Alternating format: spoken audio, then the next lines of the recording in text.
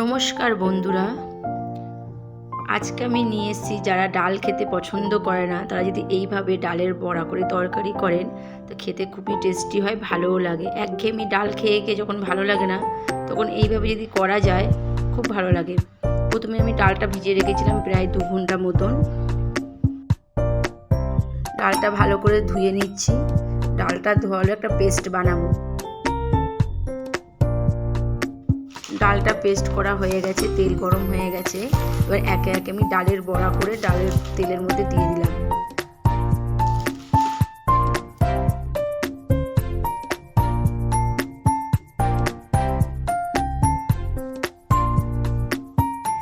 একদিকে হয়ে গেছে, এবার ডালের বড়াগুলো উল্টে দিলাম।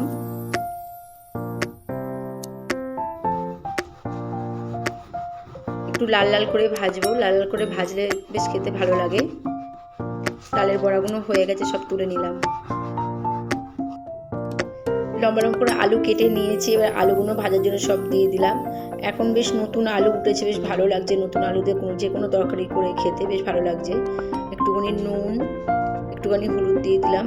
এবার ভালোভাবে লাল লাল করে ভেজে নেব আলুগুলো।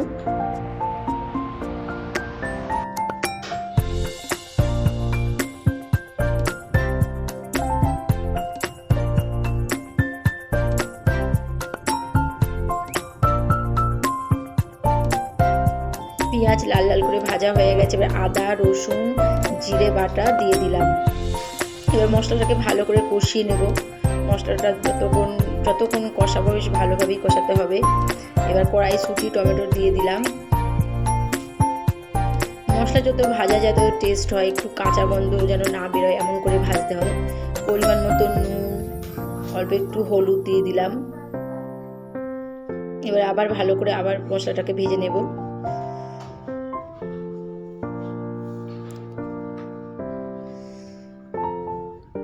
বাড়িতে যখন কেউ ডাল খেতে চায় না তখন আমি এইভাবেই ডালের বড়া করে তরকারি করি ম্যাক্সিমাম টাইম। ধনেপাতা দিয়ে দিলাম।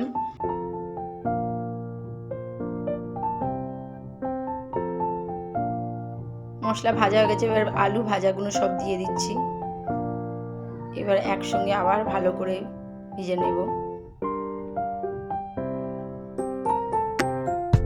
যে কোনো রান্নার খাবার যত ভালোভাবে ভাজা যায় তত টেস্ট হয় খেতে।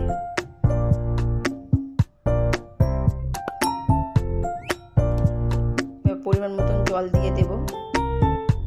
এবার ঝোলটা ফুটে গেলেই বড়াগুলো সব দিয়ে দেব। বড়াগুলো সব দিয়ে দিলাম। আর অল্প একটু ফুটে গেলেই ডালের বড়ার তরকারি তৈরি।